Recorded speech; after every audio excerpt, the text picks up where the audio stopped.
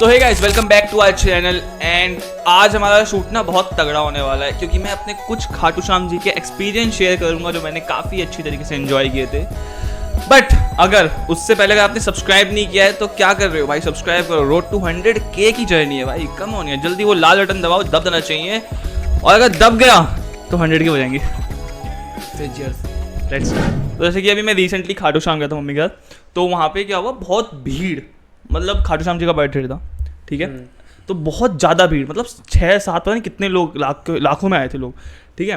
तो वहाँ पे क्या हुआ, एक ना छोटी सी लड़की थी, होगी 18-20 साल की, इतनी सी थी। अब वो मेरे यहाँ पे आ रही, तो मैं रेलिंग के साइड था, भाई इतनी भीड़, मैंने हाथ ऐसे पकड़ लिया, इससे आगे बच्चे थे, लड़कियाँ थी, तो उनके ऊपर मैं ना गिरूँ और बाद में लड़कियाँ मेरे साथ विक्टिम कार्ड ना खेलें। सही बात, ठीक है। तो मैंने हाथ ऐसे रख लिया, अब वो मेरे हाथ के नीचे, वो इतनी छोटी उसकी हाइट, पता वो चौड़ में गई थी, हाथ हटा, मेरी पिनक गई। मैं कह रहा, मैं 4.5 घंटे से लाइन में लगा हुआ हूँ, ये ऐसे बात कैसे कर सकती है। मैंने सिंपल बोला, एक चाटे में ना हकती फिरेगी। सच में बोला इसने। एक चाटे में हकती फिरेगी। वो फिर भी एटीट्यूड ना समझे, वो फिर से बोले हाथ हटा, है ना, मेरी पिनक गई। बोला चल आगे जाने दिया, ऐसे किया, दबा दिया पूरा। भीड़ है भाई, भीड़ है, भीड़ है। उसका बाप मेरे को देख रहा है, उसकी माँ मेरे को देख रही, मैं दबाए जा रहा, उसके बाप ने उसको आगे कर दिया। कह रहा है इसकी पूछ ऐसा मारा था ना। पहली बार ऐसा होता है कि बाप को मारने पे, किसी बुजुर्ग को मारने पे सुकून मिलता, क्योंकि बेटी को नहीं समझा रहा। वही यार, हर बाप की बेटी लाडली होती है, पर ऐसा भी मत करो ना यार, इतनी भीड़, उसके बाद इसे परेशान कर रही बेकार में। सोचो, अब देखो, तब तुम लोग बोलोगे वो तो तीर्थ स्थल है, तुम लोग ऐसा कैसे कर सकते हो। तो देखो भाई, 4.5 घंटे से लाइन पे लगे हैं और बहुत बुरी भीड़ है, और कोई ऐसे बोल दे ना तो बहुत ट्रिगर होता है। और उससे पहले भी बहुत सुन के आया था कि कंट्रोल नहीं हो रहा, गिरे जा रहा है, ये वो, तो पिनक जाता है बंदा। अब ये भी नहीं, अब तुम सोचोगे कैसा बंदा है। इसने एक और चीज बताता हूँ, वहां पे जैसे इस बार खाटू श्याम में बहुत भीड़ थी, तो एकदम सीढ़ी रखी हुई थी, तो बहुत ऊंची थी, काफी बुजुर्ग लोग नहीं चढ़ पा रहे थे। तो इसने वहां पे भी हेल्प करी, अपने पैर में अपनी जांग को यूं कर दिया कि मतलब मेरे जांग पे चढ़ के यहाँ पे यूं चढ़ जाओ। काफी लोगों की हेल्प करी, 15-20 लोगों की ऐसे हेल्प करी, फिर ऐसे गोदी में भी उठा के ऐसे पार। क्या जिम जाते हैं भाई, लगना चाहिए ना, जिम जाते हैं। बट अब कोई अगर आके फालतू ही पीछे से बोलेगा तो भाई, वो भी यार कोई ऐसी सी लड़की जिसकी शक्ल 10 डे मतलब स्केल पे ही नहीं कर रहे, बट वो चिरान थी। यस। ये कौन सा पोकेमॉन है, चिरांदोमॉन। अच्छा, सोशल मीडिया में भी ना एक वीडियो वायरल हो रही है, इंडिया की है। एक लड़की है, वो चाय की दुकान में, टपरीज में स्पेशली जाती है और उनसे पूछती है कि मैं ऐसे कपड़े पहन के आई हूँ, आपको बुरा तो नहीं लग रहा अगर मैं ऐसे कपड़े में आपसे चाय मांगूं, आप मेरे को चाय देंगे? तो पता है कौन से कपड़े थे वो? Bikini, near to bikini. मतलब वो डॉट्स वाला कवर करके इतना तरी, मतलब ये पर पूरा मतलब ऐसे था। तो भाई चाय वाले अब क्या कहेंगे, वो कह रहे नहीं जी कोई बात नहीं, हमें तो अच्छा ही लग रहा है। भाई मतलब ये किस बात की वो है, वुमेन एम्पावरमेंट है कि तुम क्या साबित करना चाहती हो लड़कियों कि ऐसे कपड़े पहन के चाय लेने जाओगी तो दिस इज वुमेन एम्पावरमेंट। भाई हमें तो चाय बेचनी है, सॉरी चाय निकालनी है। उसमें यार वुमेन एम्पावरमेंट का सबसे गंदा एग्जांपल अभी पता कौन साबित कर रही है? कौन? हसल में एक नई जज आई है। अरे यार दीपा दी है। मैं कौन ऐसे तो कहती है। तूने उसको नहीं देखा होगा भाई, नहीं। इतनी फेमस भी नहीं है, उसके बाद भी जज बना दिया। क्या मजबूरी थी रफ्तार यार, मतलब पता है क्या, सच में क्या मजबूरी थी फैमिली कलेक्शन। नहीं, मेरे को पता है क्या लगता है कि ना वो पहली बंदी होगी रैपर फीमेल में, बहुत पहले के टाइम से, तो उसमें से उठी होगी, बेसिस में उसे जज बना दिया। बट टैलेंट 1 रुपए का नहीं है, तू बिलीव नहीं करेगी। पता है वो हर लड़के के जो अच्छा गाता है ना, पूरे सारे जजेस फुल मार्क्स देंगे, वो आधा काटेगी, 1 काटेगी। बोल क्यों? लड़की है बे। नहीं पता। और एग्जाम्पल क्या देती है हर बार कि गाना बहुत अच्छा था, ये सब कुछ बढ़िया था, बट ना अगर आज मैंने आपको पूरे दे दिए तो शायद आगे जा आप थोड़ा सा आलस कर जाओगे और अपने आप को और बेहतर नहीं बना पाओगे। उसका एक गाना है, पता है, एक ही गाना है, पता नहीं क्या, मैंने देखा सोशल मीडिया में 5 लाख वीडियो में व्यूज थे उसके। उस गाने में पता है क्या कर रही है? Women empowerment. एक हाथ उसका यहाँ से ऐसे और एक हाथ यहाँ है, अरे हाँ, करके technically she is masturbating video. उंगलियों का बहुत अच्छे से उपयोग, प्रदर्शन। भाई अभी वुमेन एम्पावरमेंट तो पता नहीं। देखो मेरे को अभी ना एक नया वो चला नागा साधु तेरे को पता है नेक्ड रहते हैं। अब एक फीमेल नागा साधु भी आई है। और वो वीडियो देखी मैंने, मतलब पता नहीं भाई कहाँ लेवल पे चल रहा है। अब देख तुझे क्यों झूठ कहूं, इंडिया में अच्छे से पता है कि क्या होने वाला है, लोग कैसे देखते हैं।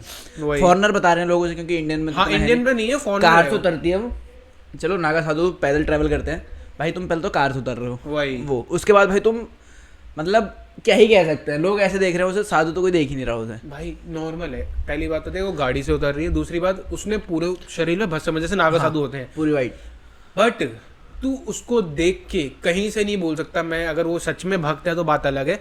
वो इतनी फिट है, वो नागा साधु नहीं है यार। फिट और नागा साधु। मैंने वीडियो में तो एक बार को झलक दी थी, लेकिन जो लोग कमेंट्स अच्छे से देख रहे हैं वो कह रहे हैं भाई क्या कर्व्स हैं इसके, मतलब ऐसे किसी बाबा के तो होते नहीं है।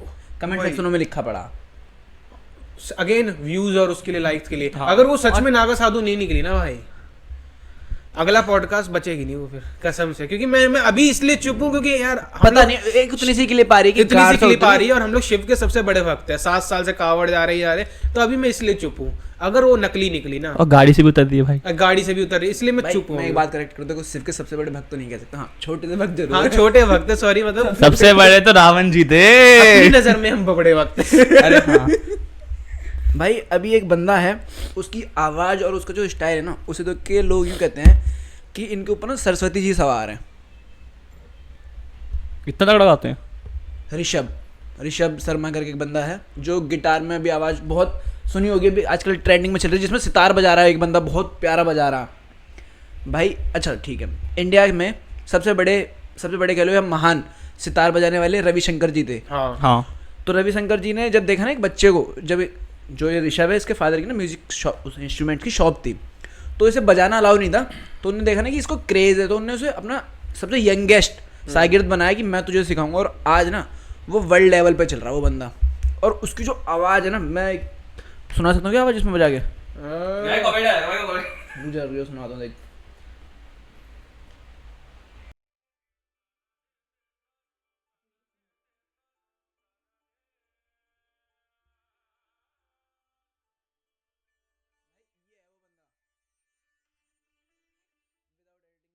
तो ये बंदा ना एक अच्छा काम कर रहा है मेंटल हेल्थ का, कि मतलब जो लोग परेशान होते हैं, न्यूयॉर्क में रहता है, पहले तो दिल्ली से था, अब जब भाई की फेम और वो सब बढ़ा तो न्यूयॉर्क में है। तो मेंटल हेल्थ करके इसने एक संस्था चलाई है जहाँ पे ना म्यूजिक से लोगों को ठीक करा जाता है, मतलब जैसे ये म्यूजिक सुन के ना एक राहत सी मिल रही है ऐसे करके। तो अभी ये 2024 में इंडिया टूर पे भी आए हुए थे, तो उसमें से कोई एक ही क्लिप है। सही है। ओके, अच्छा एक चीज़ बताऊँ, अभिमन्यु एलिफेंट, मतलब एक एलिफेंट है, एक हाथी है, इसका नाम अभिमन्यु है। हाँ पता मुझे, भाई पता है उसको AK-47 बोलते हैं, आपको तो पता ही होगा। पता मुझे। पता है क्यों बोलते हैं? क्यों? उस हाथी ने, मतलब इतनी हाइट भी नहीं है, इतना वो भी नहीं है, बट जो क्या बोलेंगे ब्रेव है ना जितना वो हाथी, उस लेवल पे उसने 150 से ज़्यादा हाथियों को कैप्चर करवाया है, 50 से ज़्यादा टाइगर्स को पकड़वाया है। पकड़वाया है? हाँ, हाँ। मतलब वो ना डरता नहीं है मैदान में उतरने से, मतलब जो जंगली हाथी जानवर कोई आता है ना, उन्हें सबको पता है कि गांव में जाने से पहले रोकना पड़ता, पकड़ना हाँ। पड़ता। तो अभिमन्यु आता है वो बीच में, मतलब उन्हें डाइवर्ट करने के लिए, उन्हें थोड़ी देर रोकने के लिए, ताकि बाकी लोग उस पर वो कर सके कैप्चर। वही, और ऐसा नहीं है कि वो जैसे खेत में घुस जाते हैं ना, तो वहां से हटाने के लिए, और बाद में रेस्क्यू टीम उनको उनके घर में छोड़ देती है, वही वाइल्ड लाइफ में। तो वैसे, और पता है डरता नहीं है। अपनी स्पीसीज में उसकी कितनी बेइज्जती होती होगी, गद्दार है ये इंसान। अरे भाई लिटरली विश्वास करोगे, अगर कोई चल नहीं रहा ना हाथी, अगर उसको पकड़ लिया और चल नहीं रहा, अपनी सूंड से मारता है कि चला आगे। और पता है इतने बड़े बड़े दांत भी नहीं है, नॉर्मल से छोटे से दांत हैं, हाइट नहीं है वो, मतलब हाथी स्मार्ट हो इसमें कोई इशू नहीं है। बोल क्यों? पता है हमारे वेदों में भी तुमने देखा होगा, हाँ, बोला हाँ। जाता है हाथी, सांप, गाय को मारना गलत है। हाँ, क्योंकि ये वो जानवर होते हैं जिनकी जो कहते हैं ना इमोशंस, कहते हैं ना समझने की शक्ति इंसान के बराबर होती है। इसलिए हमारे ये प्रूवन भी है कि जो सांप होता है, अगर उसके किसी फैमिली मेंबर को मार दो और वो देख ले, तुम्हें वो 25 साल बाद भी आके ढूंढ के काट लेगा, अगर तुम उसको पता चल गया हो। तो ये एक फीलिंग है। हाथी, सांप और गाय लाइक कैसे इंटेलिजेंट बीइंग में से एक है, एनिमल्स में डॉल्फिन से की एक है। तरह। उसका नाम अभिमन्यु क्यों रखा, मैंने तो वो पढ़ा नहीं है ना, कोई लॉजिक दिया, लेकिन जो अपना सेंस बनता है ना वो ये है कि जब महाभारत में सबसे छोटे योद्धा अभिमन्यु ही थे मेरे ख्याल से, और जो बड़े बड़े योद्धाओं के खिलाफ थे। तो सेम सिचुएशन अब यहाँ पे कि वो छोटे हैं और उनके जो हाथी हैं वो बाकी सारे बड़े हैं, तो इस वजह से कितना भाई जिगरा कितना है भाई। हाँ चलो, हाथियों की बात आ रही है। एक बंदा है फॉरेन का, उसने ना एक हाथी की जान बचाई थी एक बार, मतलब वाइल्ड लाइफ वो था, उसने एक हाथी की जान बचाई। तो उसके बाद जब बाकी हाथी आने लगे ना मिलने तो उसके साथ मिलते थे साल में एक बार और चले जाते थे। फिर एक वक्त उस बंदे की डेथ हो गई, तो जब उसका फ्यूनरल हुआ था ना तो सारे हाथी अपने आप आए थे, किसी ने कोई इन्फॉर्म मतलब होता ना किसी को बता देना, न्यूज़ वगैरह में कहीं देखना सुनना कुछ भी नहीं, सबको महसूस हो, सारे एक बार में आए। और अब भी ना उसकी जो ग्रेव है साल में एक बार जरूर आते हैं सारे जंगली हाथी, अब भी सारे जंगली हाथी। अरे इसका मतलब ये बात सच है, जो हम लोग मूवीज देखते हैं ना जंगल सफारी ऐसा वैसे मूवी में, जिसमें इन लोगों को पता होता है इंसान क्या कर रहा है, मतलब इन्हें भी पता है इंसान हम लोग क्या कर रहे हैं। जबकि फेंसिंग वगैरह लगा दी थी जब उसका फ्यूनरल कर रहे थे कि ताकि अंदर कोई वो ना आए, इलेक्ट्रिक वगैरह सब तोड़ ताड़ के कि हाँ हम आएंगे रिस्पेक्ट देने के लिए, और सारे शांत रह के आते हैं। पता है अभी रिसेंटली जब से मोदी जी की गवर्नमेंट आई है, हमारा इंडिया जो है टारगेटेड कंट्री बन गया है सभी कंट्री ग्लोबली। पता है किसी को भी ये चीज लाइक हजम नहीं होती अगर हम कुछ अच्छा कर लेते हैं। जब भी हम लोग कोई नया स्पेस प्रोग्राम निकालते हैं, बाहर वाले कमेंट करने लग जाते हैं पहले टॉयलेट बना लो, ये कर लो, इतने जलते हैं। एंड अगेन इनको पता भी है, जो कहते हैं ना like India is the only one of the biggest country जहां से तुम रेवेन्यू भी जनरेट कर सकते हो। हाँ भाई जितने भी यूट्यूबर्स हैं सारे इंडिया आ रहे हैं, बड़ी बड़ी फर्म्स इंडिया आ रही है। और यूट्यूबर्स का नाम लो तो भाई तुम्हें सबसे अभी पता चला कोलैब सबसे बड़ा मिस्टर बीस्ट, स्पीड आई, KSI। मैं इंडियंस से ये बोलना चाहूंगा, देखो कि पहली बात तो सब लोग कैरी मिनाटी और बाकी यूट्यूबर्स को वो हेट दे रहे हैं कि एक समय पे ये हमें लूट के गए, फिर तुमसे वापस इन्हें ला रहे हो हमें लूटने के लिए। बट अगेन उन लोगों की गलती नहीं है भाई, वो तो उनका कोलैबोरेशन है ना। इंडियंस को समझना पड़ेगा कि जो उसकी 750 की मिस्टर फीस्ट की जो चॉकलेट है, बीस्ट फीस्ट हाँ, 1000 की है, 750 से स्टार्ट है इंडिया में, मत खरीदो। और जो लोगन पॉल का जो ब्रांड आया वो 800 रुपए का उसका एनर्जी मत खरीदो। वो कोलैब करके चले जाए, उन्हें बस यही लगना चाहिए India is a failure country as a marketing, उन्हें ये लगने दो। पर तुम खरीद के उनका ब्रांड को मत उठाओ, अपने ही देश का पैसा बाहर मत भेजो। पता है अभी रिसेंटली एक आर्टिकल देखा मैंने, सर्वे देखा, मिस्टर बीस्ट का ये फीस्टेबल चॉकलेट्स और लोगन पॉल की ये एनर्जी ड्रिंक्स पूरे वेस्ट में फ्लॉप प्रोडक्ट है, फ्लॉप। वो जान से किया होगा ना, नहीं तो उनके वहां के लोगों को पसंद ही नहीं आया है भाई, ये ओवर प्राइस्ड है, ये वहां फेमस है ही नहीं। अच्छा, इंडिया में इनकी चीजें फेमस चलने लग रही हैं अब, और इंडियंस तेरे को पता है शोबाजी में वही शोबाजी। मिस्टर बीस्ट का चैनल है जो हिंदी में भी आती है, इसमें वीडियोस वो डब करवाता है। हाँ वो डब करवाता है, मतलब उसे अच्छे से पता है कि मार्केट उसकी कहाँ है। वो तो खैर उसके ऑलरेडी काफी चैनल्स हैं यार, वो तो सब नहीं करा। नहीं, वो अपने मेन चैनल में डब करवा रहा है। मैं वही बता रहा हूँ ना कि उसे अच्छे से पता है कि जो मेन चैनल है, पहले इंग्लिश में वीडियोस डालता था, उसमें हिंदी 380। हाँ उसमें अब हिंदी में डालता है। क्या बात है भाई, व्यूज में बूम आया है उसके। उसे अच्छे से पता ना मेरी मार्केट कहाँ है, कहाँ के लोग देख रहे हैं मुझे, कहाँ के लोग वेल्ले हैं। सही है भाई। अभी एक रीसेंट न्यूज आई है कि जो इंडिया की पॉपुलेशन है अब डिक्लाइन जाएगी। बोलो क्यों? हमारी जो फर्टिलिटी रेट है ना 2% डिक्लाइन हुई है।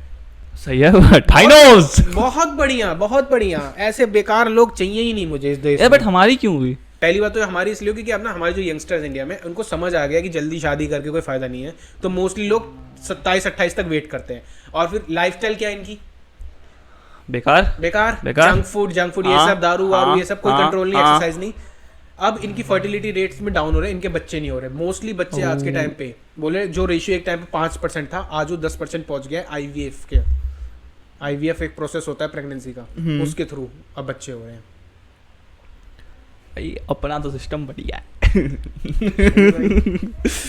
अरे भाई मैं बता एक चीज, जैसे एक मिनट रुक जा, बच्चों की बात हो रही है। अभी ना एक बहुत अच्छे सिंगर हैं इंडिया के। अरे मैं बोल थोड़ी रहा हूँ, मैं नहीं खेल रहा बोल थोड़ी रहा हूँ। टकला नहीं हुआ उसमें, थोड़ी टकला उसमें था। तो सब हमारे इंडिया में उस बंदे को टकला सिंगर के नाम से जानते हैं। अगर तुम गूगल पे सर्च मारोगे, बीपराग।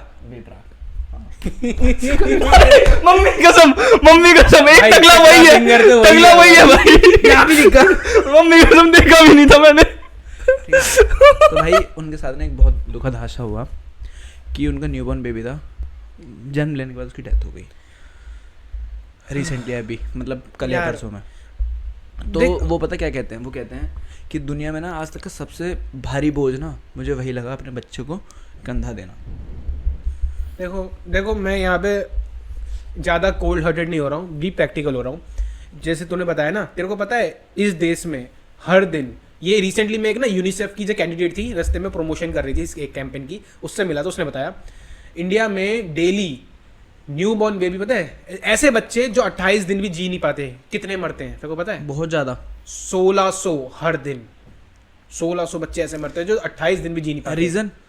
रीजन यार काफी सारी, न्यूट्रिशन हो गया, न्यूट्रिशन वैल्यू, ये भी। अब माँ बाप यहाँ पे अपनी जवानी में सिगरेट और दारू पी रहे हैं तो बच्चे कहाँ से जिएंगे, वही फर्स्ट ऑफ ऑल। और सेकेंड, तो यूनिसेफ ने कैंपेन रन करा हुआ है, उसमें पता क्या है, तो यूनिसेफ ने भी कैंपेन रन करा हुआ है, उसमें वो पता क्या कर रहे हैं, जितने भी 28 दिन के अंदर के जो बच्चे होते हैं ना, जो बीमार होते हैं, उनके ऊपर पूरा ध्यान देते हैं, उनको हेल्प करते हैं।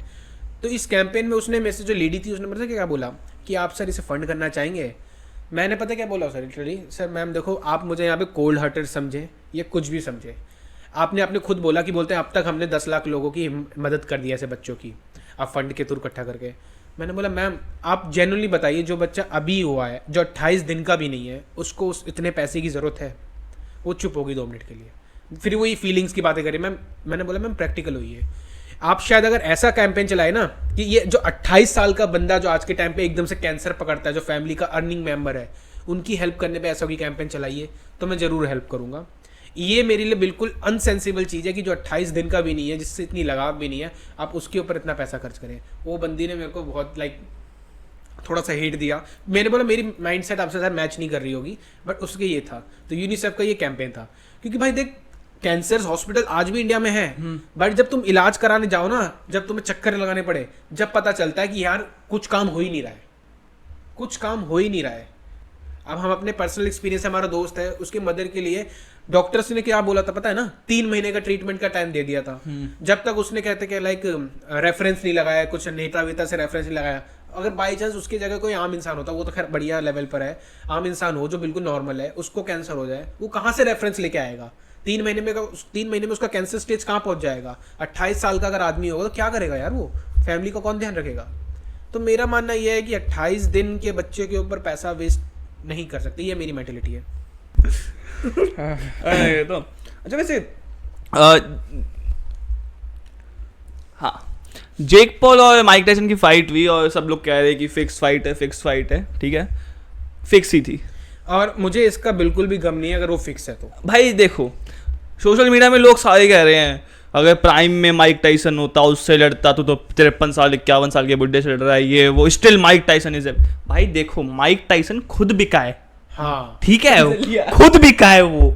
आई रिस्पेक्ट माइक टायसन, भाई उसने बहुत अच्छे झंडे गाड़े हैं, बट स्टिल अभी वो खुद बिका है, क्योंकि उसने क्लेम किया था, खुद बोला था माइक टायसन ने कि जब मैं जवान था मैंने बहुत सारे पैसे कमाए और मेरे को मनी माइंडसेट नहीं था, कैसे रखते हैं उसको, मैनेजमेंट नहीं था, तो भाई मैंने बहुत गवाए। 200 गाड़ियां थी भाई उसके पास। 2003 में उसकी जो नेटवर्थ थी ना 190 मिलियन थी, हाँ डॉलर उस समय में 2003 में, और आज उसकी नेटवर्थ पता कितनी है? सिर्फ 10 मिलियन। तो अब नॉर्मल है ना, अगर मैक्स फिक्स हुआ होगा तो कम से कम 10 मिलियन 20 मिलियन तो मिले होंगे। 20 मिलियन तो उसकी फीस थी, हाँ। फिक्स करने के जो 50-60 मिलियन मान लो टोटल, हाँ। है ना, टोटल 80 मिलियन के आसपास चाहिए भाई पैसा, क्योंकि अब चाहिए, बुढ़ापे में अपने है वैसे ही वो। अब एक फाइट जीत के बंदा क्या ही कर लेगा आखिरी में, पैसा नहीं आएगा। खबीब ने बोला तो अगर ये फाइट जेक पॉल जीतता है तो मैं चाहता हूं, मैं चैलेंज करता हूं जेक पॉल को मेरे से फाइट करने के लिए। खबीब तो रिटायर्ड है, हाँ, उसके बाद भी उसे चैलेंज करा क्योंकि वो अभी कंडीशन पर है वही, और उसको पैसे की इतनी जरूरत भी नहीं है। खबीब भाई ग्राउंडेड बंदा है भाई, वही, हाँ, वो भाई पहाड़ों में रहता है, वो खुद सोचो, उसे पैसे की जरूरत नहीं है वही, और उसको इतना कमा भी लिया फिर भी उसे जरूरत नहीं है। मजा तो ये आएगा, बट जेक पॉल को ये बात पता थी वो कभी जीत ही नहीं सकता था, इसलिए उसने ना माइक टायसन को बोला क्योंकि इससे ज्यादा पैसा आएगा। देखो फाइट में ऐसे कई सीन आए, माइक टायसन इतने साल से फाइट कर रहा है, वो ना ऐसे पंच कर रहा था, जब उसने लाइक जैब मारा था ना, हाँ। और जब ये अपर कट ये तेरे क्या कट दे रहा था, हुक दे रहा था, हाँ। हुक के बाद उसके बाद ना नॉक करने का टाइम था पूरा यूं, पता है, अपर कट देने का, भाई उसने दिया ही नहीं।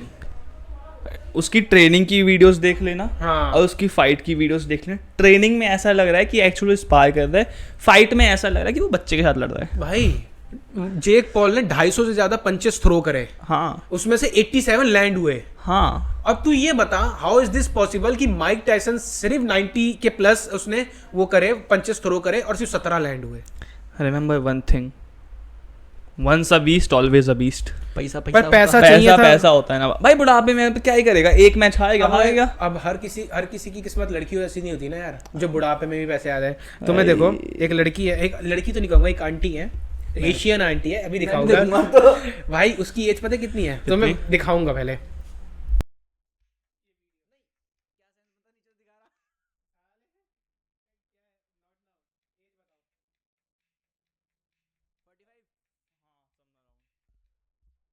इतनी खराब मैं तो भी मेरी दोबारा दिखा।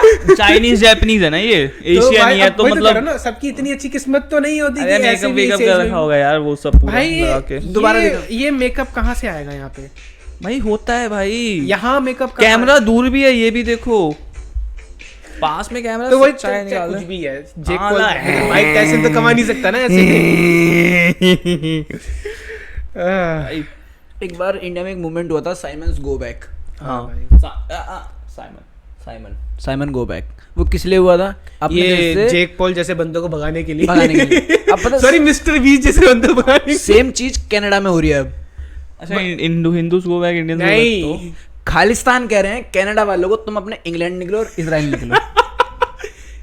ये अभी भी नहीं समझा नहीं। तो समझ तो गया पंजाबी है ना जो वहाँ के, वो मैं समझ गया, वो समझ वो गया। कहते हैं कनाडा वाले लोगों से, तुम अपने देश में जाओ, इंग्लैंड भागो, इजराइल भागो, ये हमारा है। क्यों क्योंकि वो ज्यादा है वहाँ पे।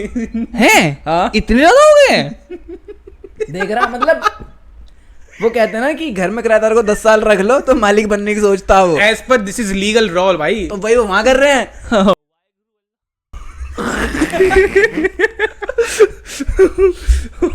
अच्छा एक बात बताऊं, अलादीन में जिनी था, पता है रियल लाइफ में भी एक जिनी था। पता है मुझे। 90 जिनी असली वाला जिनी नहीं, बता दो Name था उसका। 1945 की बात है, शेफ पॉइंट की बात है, ठीक है। वहाँ पे एक बंदा था एलेरिक डेनवर नाम का, जिसने ना बहुत रिसेंटली में ना बहुत अच्छा खासा फेम कमा लिया था, मतलब पॉपुलैरिटी कमा ली थी आसपास के उसमें, क्योंकि उसके पास कोई भी अपनी विश लेके आता था ना, वो पूरी कर देता, और मोस्टली पैसों से रिलेटेड होती थी लोगों की विश, है ना, मोस्टली पैसों से रिलेटेड होती थी लोगों की विश। तो जाता, पैसे आ जाते, सब कुछ, लोग खुश, ये वो पॉपुलर होता गया। एक बार एक बंदा गया जिमी न्यूटन नाम का, उसने बोला कि मेरे को पैसे नहीं चाहिए, मेरे को उड़ना है। तो उसने बोला ठीक है, उसने उसको विंग्स दिए उड़ने के लिए। उसने वो पहना, छत में गया, कूदा, उड़ नहीं पाया बट मर गया। सुनो पूरी था बस। सुनो, मर गया। तो लोगों को डाउट हुआ, बहुत क्राउड हो गया, भाई ये कैसे हुआ, ये वो। तो पुलिस उसके घर में गई, मेंशन में गई, इन्वेस्टिगेशन करी, तो पता चला उस बंदे के घर के नीचे ना गोल्ड माइन थी। और एक मेन बात, जितने भी लोगों को वो पैसा देता था ना, उनके जो प्यारे लोग थे ना, घर के फैमिली मेम्बर या लव्ड वंस, वो गायब हो रहे थे। और वो जितने भी बंदे थे ना, वो गोल्ड माइन की फैक्ट्री में थे, और किसी को नहीं पता थी वो गोल्ड माइन उस बंदे के अलावा। और इस तरीके से वो रियल लाइफ जिनी बना। मतलब वो एक तरह से ना लस्ट वाला काम करता था कि लोगों को पैसा तो दे रहा है, हाँ। लेकिन उनके अपने करीबी उनसे छीन रहा कि तुम पैसे का करोगे क्या। अच्छा भाई, तुम में से कोई हो जाता है? भाई मतलब सोचा था बट गया नहीं। तो भी नहीं गया, अब जाना भी मत। क्यों? और तुम लोग भी ये सुन के जाओ, अब ओयो जाना बंद करो। बॉम्बे हाईकोर्ट ने पता क्या बोला है? क्या? कि अगर एक लड़की एक लड़के के साथ होटल में जाती है, मे बी डजेंट मैटर कि वो अपनी मर्जी से गई है, वीडियो में सब कुछ अपना साइन करा है, इसका मतलब ये नहीं कि वो होटल में सेक्स के लिए जा रही है। And if sex happen, it can be consider as rape. ये क्या बात हुई? और उसकी अनुमति के साथ भी हुआ तब भी, कैसे प्रूव करेगा भाई अनुमति? तो अगर वो बोल दे। भाई वो तो केस कर रही है ना। एक मिनट। अच्छा। भाई इसका क्या मतलब है सेक्स टेप रिकॉर्ड करना? अरे हाँ, देखो जज साहब उसको ही मजे आए। उसके बराबर है। मिलॉर्ड, मेरे पास प्रूफ है क्या? सेक्स दूसरा केस भी डालो, दूसरा केस डालो। केस डालो। प्राइवेसी वाइड कर गया बंदा। अरे भाई, भाई एक मिनट भाई, टाइम प्लीज। व्हाट अगर लड़का जाके केस पहले कर दे तो? हाँ कैसे केस निकला ही नहीं है I got- उसका, उसका निकला ही नहीं है, लो नहीं है। कैसे प्रूव करेगा कि तेरा रेप हुआ? लड़की वो निकाला बेंचो सीमन। तो उसमें तो आपने फिर रेप किया है, अगर उसमें से निकला तो। मैं तो उसी में तो लिया। तो उसमें से निकला तो आपने रेप किया ना फिर। सीधा तुम फंसा होगा। हाँ ये हो सकता है। अरे क्या कह रहा हूँ, ये बात कर रहे हो। अब एनसीईआरटी की बुक्स में कॉन्डम्स के बारे में पढ़ाया जाता है। अपडेट हो गया इंटरेस्टिंग chapter? ना? यस, लेकिन पढ़ा कौन रहा है ये तो बता। टीचर्स पढ़ा रहे? अभी एक बंदा नहीं है वो टेक्निकल, वो साइंस वाला जो अपने क्लास में पढ़ाता है, उसने अभी क्लास में बताया था, मैं वीडियो देख रहा था उसी की। जो अंशु करके नाम बंदे का, मतलब लंबा सा है जो दाढ़ी से वाड़ी, होता है, हाँ हाँ, समझ गया। उसे कॉन्डम्स के बारे में पढ़ाया था। तो उसने बोला कि ये जो बनता है ये लेटिक्स से बनता है, लेटिक्स के नाम हाँ, का latex लेटेक्स। तो जिसको एलर्जी है वो तो यूज़ ना ही करे, उसको दिक्कत हो जाएगी। और मेरे को उस टाइम पता लगा भाई फीमेल कॉन्डम्स भी होते हैं, भाई मेरे को नहीं पता था। मैं इधर ही बैठूं मेरे को भाई यार भाई मैं रॉ करता हूँ ना साले इसलिए। क्या बकचोदी कर रहे हैं? सिखाया नहीं तो नहीं, ये सब इतना से सिखाया तो पूछा ही नहीं उसने कभी। भाई मैं फीमेल की बात करूँ, कभी मैंने मेल ही यूज़ नहीं किया, लड़कियाँ करती हैं फीमेल तो स्टिल। भाई मतलब ना लाइक बढ़िया बंदा है भाई वो, बट उसने ना भाई का सुनो क्या सुनो एंड में ये बोला, उसने एंड में ये बोला कि देखो अब ये मत समझना कि मैं गलत हूँ, एनसीईआरटी की बुक में लिखा है। तेरा फील्ड छेड़ रहा हूँ। मारुति सुजुकी ने नई गाड़ी निकाली, डिजायर अपनी। मैं नहीं खेल रहा, मैं खेल रहा हूँ क्या, मैं गाड़ी घोड़े सब छोड़ आया घर, मैं नहीं खेल रहा। भाई यार नई मारुति बहुत सही लग रही है देखने में, A4 की कॉपी लग रही है जैसे।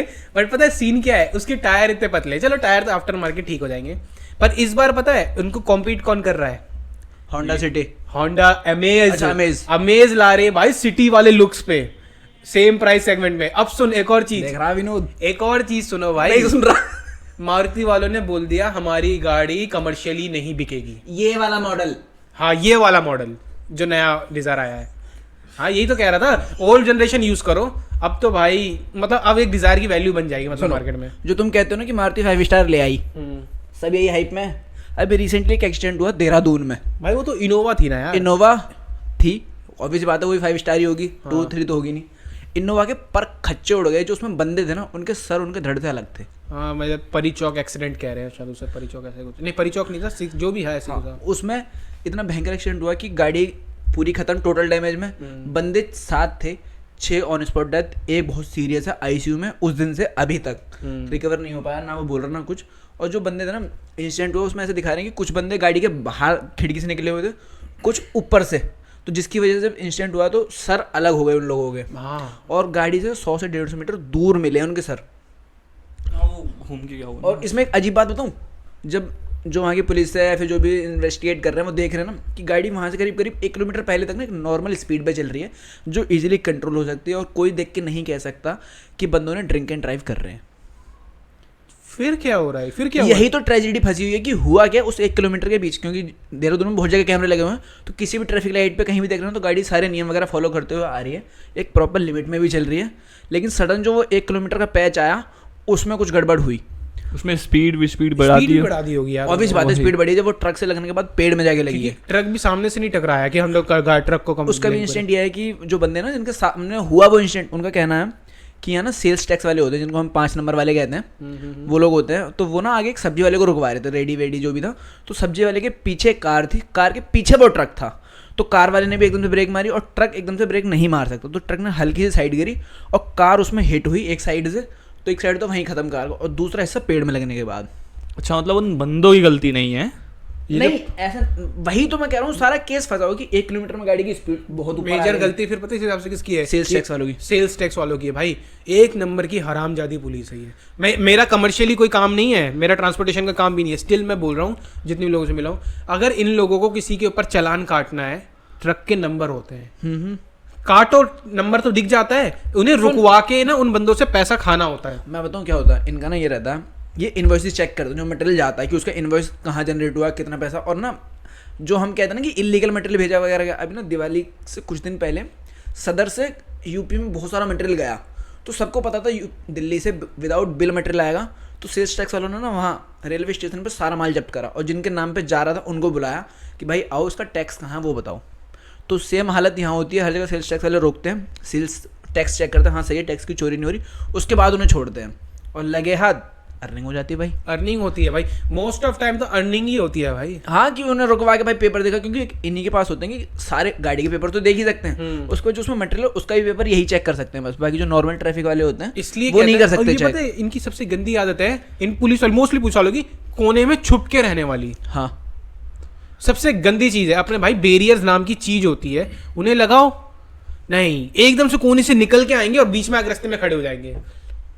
मैं तो भाई कह रहा हूँ कि जितने भी इंडियन ड्राइवर्स हैं, आप लोगों को ना डैश कैम लगाना स्टार्ट इसलिए करिए। पता है ट्रक वाले उड़ा देते हैं। हाँ, डैश कैम लगाइए, उड़ाइए और हिट एंड रन करिए, वहीं पे रोक दे। पता क्या पुलिस वाले ने एकदम आड़ से पता, जबकि वो भी आ रखा है लॉ कि पुलिस वाला एकदम से कूद के या छुप के एकदम सामने नहीं आएगा, बंदा होपलेस हो जाएगा। जबकि पुलिस वाले पता क्या करते हैं, जस्ट तू बाइक चलाना एकदम साइड से निकल के हाथ पकड़ लेंगे तेरा, कि अब वो वाला ऑब्वियस बात है राइट हैंड से पकड़ते हैं, ये वाला तो एक्सीडेंट खिंच जाए, गिर जाए, कुछ भी हो जाए, कौन रिस्पॉन्सिबल है उसके लिए? पुलिस।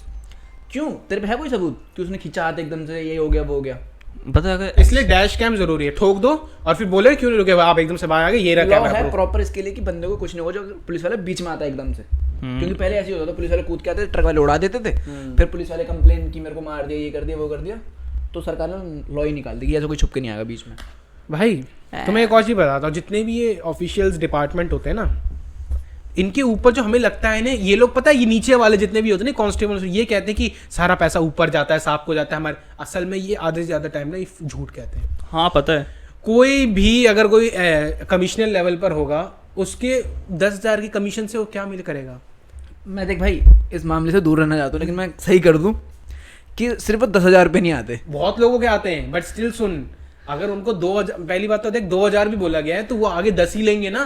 अरे हाँ यार देखो, आप लोग कुछ भी बोलो, बट मैंने बहुत टाइम पहले ही सिम्पसन्स की एक प्रेडिक्शन देखी थी, जिसमें माइक टाइसन जैसे दिखने वाले बंदे की और एक वो मोटे के बंदे की फाइट हो रही थी, और माइक टाइसन उसमें भी हार गया। तूने बहुत पहले और देखी थी? ये पहले देखी थी मैंने, पहले ही बता दूं, डेट कुछ भी एक्सचेंज नहीं करी उन्होंने, कोई भी डेट ऐसी नहीं करी।